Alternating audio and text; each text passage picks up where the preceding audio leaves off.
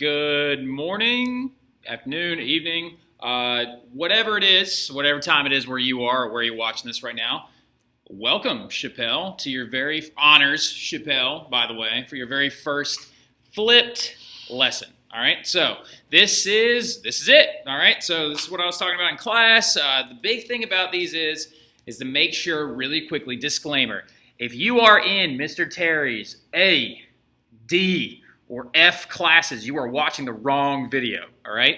If you see Hnrs, that means it belongs to the honors class. If you see just WC, it means it belongs to my ADF class, all right? So, just to throw that out there, that's how that works. Let's get into it, though. So, today in class, we talked about delineating between the East and the West, right? We talked about what makes the East, what makes the West. We talked about a couple of countries that fall either in one or in the other, or ones that kind of just don't even fall anywhere in between, right? So, but we are now talking about what is Western civilization. So what we're going to be doing in this very first flip is we're going to be discussing kind of what makes the West, where we're starting, simple human history, Paleolithic, Neolithic, hunter-gatherer, stuff like that. All right, so, but let's get into it. All right, so the West, all right, in quotes, as you can tell. So, like I said, this keynote that I have is so janky. Where'd you go? Come on back. There we go. Okay, wrong. There we go. So, what do we mean when we speak of the West, all right? So when we're talking about the West, when we try to define it culturally speaking, or from like a certain lens or under a certain microscope, we are usually talking about a place that is free and participatory government, all right? So as in like the United States, free expected voting of its citizens. We are talking about a place that has believed religious toleration, even though in some years some people would agree or disagree with this. Usually an attribute of a West or Western-based country is toleration of their own religious faiths and also that of others. And also the big one is capitalist, right? So capitalist as in an economic system that pursues in the ideas of making and taking and reserving money, right? Currency-based economies, right? So those are the three things when we're trying to define the West culturally speaking. Now, when we're trying to define it geographically, that's where everything gets a little bit messed up, right? So, because even technically some countries that we would consider in an eastern place geographically on a map are actually westernized countries, right? So defining it geographically is a little difficult because what it is, it's a tradition that begins around the Mediterranean Sea. So, like basically like flowering out of the Mediterranean Sea. And what the big thing is centuries are going to go by, and it's going to basically develop into the idea of Europe and European developing ideals, right? Europe and its impacts on the rest of the world. How did Europe affect the rest of the world, right? Is kind of what we're getting at here. Now, anyway, continuing forward, though, continuing with the West. The idea, though, funny enough, of the West is a controversial one at that, right? Because even though there are free and participatory governments, there at one point was the presence of slavery, right? Even though there are considered ideas of tolerance of religions and also of genders as well, women historically in Western countries are going to have fewer rights, all right? So, also, the other big thing is when you're capitalist, it brings on the controversy of wealth and poverty, right? So that is a very, very big important thing to understand, is that the West, quote unquote, is a controversial idea because it is not any better or worse than the Eastern countries. It is just different and has its own historical hang-ups, if you will, all right? So don't write this down. But this is definition of a Western civilization also brings around an extreme paradox, right? Now, a paradox being a thing that kind of means one thing but is contradicted by itself, right? So, for example, Western civilization began in what is now Iraq, ironically enough, even though they are now considered more of an Eastern-style civilization or a third party non-applicable, right? Today, Japan, which is Far East, is considered West in their economic styles. And during the Cold War, Turkey was west of Libya, but west of Turkey is Eastern. You know what I mean? So the biggest problem is that this idea of direction, West, East, it's not a perfect cookie cutter answer, right? There are a lot of countries that fall a little bit into both, a little bit away. a lot of different things, right? So now the big thing is, though, is this is all born out of, let me see if I can, it's not going to let me move me, is it? All right, there we go. And blah. All right, so it's all going to fall out of this idea of civilization. Right? So where all this starts, right, where Western civilization begins, we've got to talk about what the word civilization means. Now, the word itself, civilization, comes from the Latin root word civ, which we see this in such Latin words as civis, all right? So citizen, and civitas, which is city, okay? So that root word is going to then bring on the idea of city, civilians, concentration, right? Like population densities. So, thus, cities are going to appear as crucial to our understanding of what a civilization is, right? So, continuing forward, though, cities are going to emerge.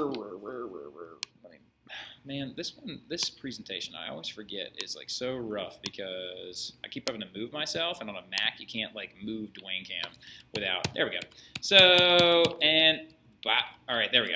Now, cities are going to emerge as a result of what is now called the Neolithic Revolution, all right? So before we go anywhere further, let's talk about this for 2 seconds, reel it back before you start writing this stuff down. If there is a Neolithic, that means there's a Paleolithic as well, right? So really, really quickly, jot this down. Paleolithic, Neolithic. There are two phases of history, right? Paleolithic being the Old Stone Age, right? The Old Stone Age. What defines Paleolithic people? Nomadic, hunter-gatherer, family groups, gender division of labor, all right? So as in men were the hunters, women were like the providers in a sense, right? These are what you would consider like Stone Age and or like caveman or woman, which is such a stereotype, style people, right? So now cities, on the other hand, are going to emerge following this thing called the Neolithic Revolution, which occurred anywhere between 9,000 to 10,000 years ago in about 8,000 BC, right?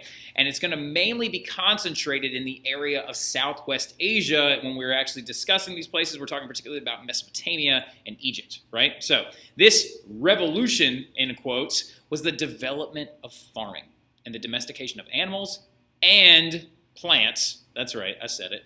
If you are curious how you domesticate a plant, no, you're not putting it on a leash and taking it out for a walk. What you're doing is very, very different. And if any of you are curious about it, ask me tomorrow in class. Be like, hey, Mr. Terry, you brought up domestication of plants. How do you domesticate a plant? All right, well, I'll talk to you about it later on, as I have a domesticated plant right behind me. Now, anyway, so surplus is key here, though. All right, surplus is key. Farming to create a surplus, which is an excessive amount of material, right? I'm just going to read and tell you what's underneath my face right here because this is driving me insane. Actually, you know what? I'll do this. I'll make myself a little bit smaller. There we go. I'll put myself a little bit higher up. I'll squat down a little bit, and that'll be good enough. All right, this is what we're going to do. Now, so civilization, of course, which is going to be originating out of extracting food from arid regions surrounding river valleys or great rivers, right? Which is going to demand the need for social cohesion, which is the cooperation of people. This is going to lead to things like labor specialization, right? These surpluses are key, all right? If you have an extra amount of food that is being provided to you by one individual or family, and they are now farming past what's known as subsistence farming, go ahead and jot that down. Subsistence farming is when you actually only farm enough to provide for you and your family group, right? That is very Paleolithic in a sense, even though Paleolithic people didn't farm, but you understand what I'm saying, right? Now, whereas surplus farming or collectivized agriculture, I am now farming more than what my family needs, right? That surplus is going to feed other people in our civilization, leaving people up to have other jobs other than farming, right? So this is going to lead to labor specialization, i.e. artisans, blacksmiths, tanners, potters, craft workers, carders, all right? Carding is when you it's a thing with wool. All right, now anyway, so this is going to lead to social stratification, right? Surpluses are going to also begin to delineate people that have more wealth, all right? This is going to be a very big controversial problem when it comes to civilizations. Many historians like Jared Diamond, for example, who wrote this book called Guns, Germs, and Steel, believes that learning how to farm might have been the biggest human blunder that could have ever actually occurred because it led to differentiated social classes, all right? Led to people believing that they were better than others because they had more wealth, i.e. grains or land or things like that, right? So people are going to begin to be up here by the things they have. People at the bottom have less, right? The haves and the have-nots, okay?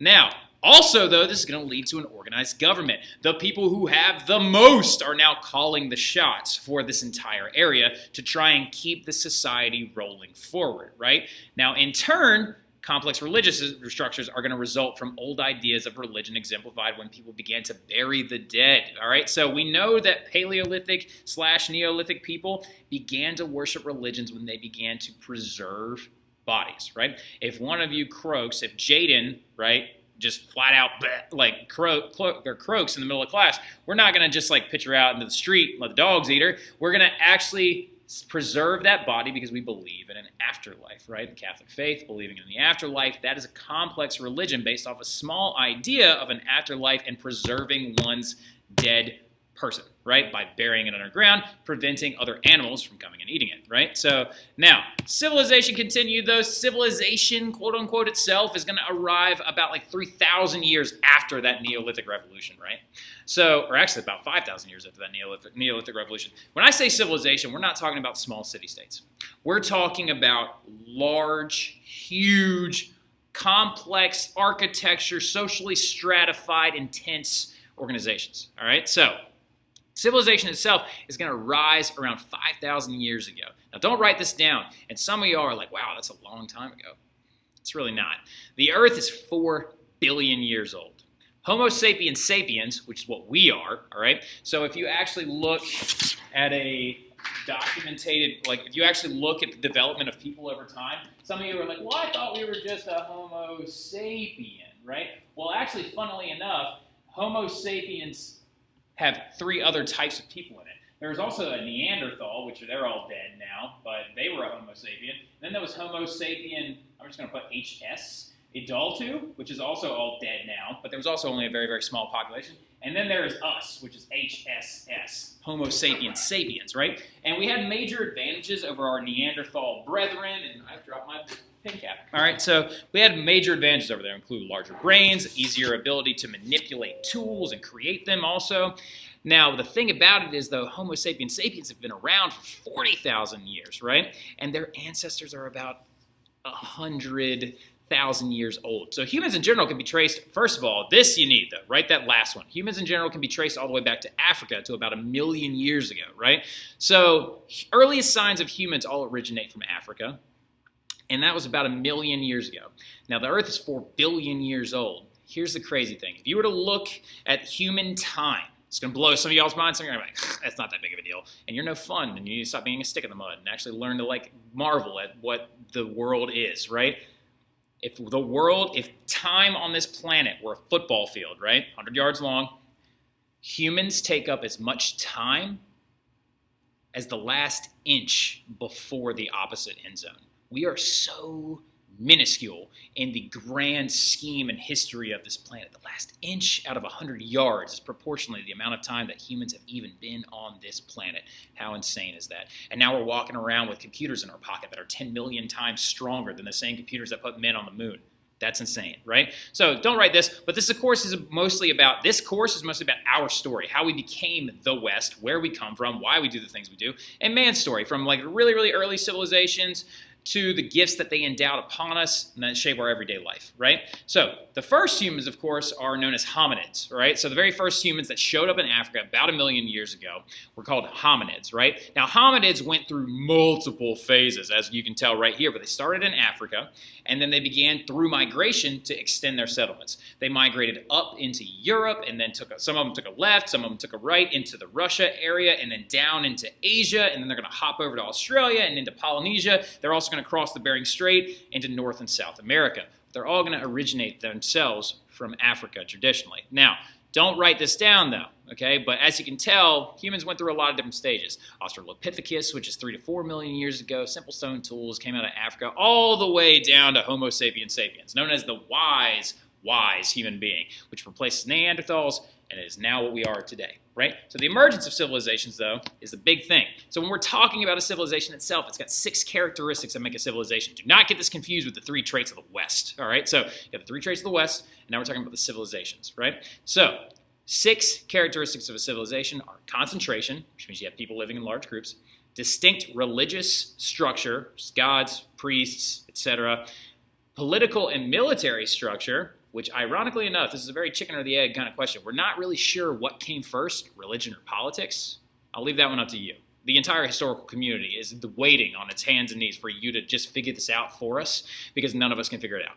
Now, political and military structures, i.e. bureaucracies, armies, leading figures, pharaohs, kings, emperors, things like that. Social classes is another key thing of civilization. Writing, which is huge, or record keeping, which did not pop up until Mesopotamia, Sumeria, around like 4000 BC. Recorded history is going to begin with civilizations. And here's the one that I love the most: artistic and intellectual activity, right? That is a trait of a civilization. And what we're going to start off in class tomorrow is we're going to be talking about the ancient Near East. We're going to be talking about Mesopotamia, or this area, this green area right there, also known as the Fertile Crescent, all right? We're going to be talking specifically about them, how they pertain to history in a sense, and how civilization started with them. So I leave that up to y'all. We'll talk about that tomorrow. I hope you guys have a great evening. See you then, Chappelle.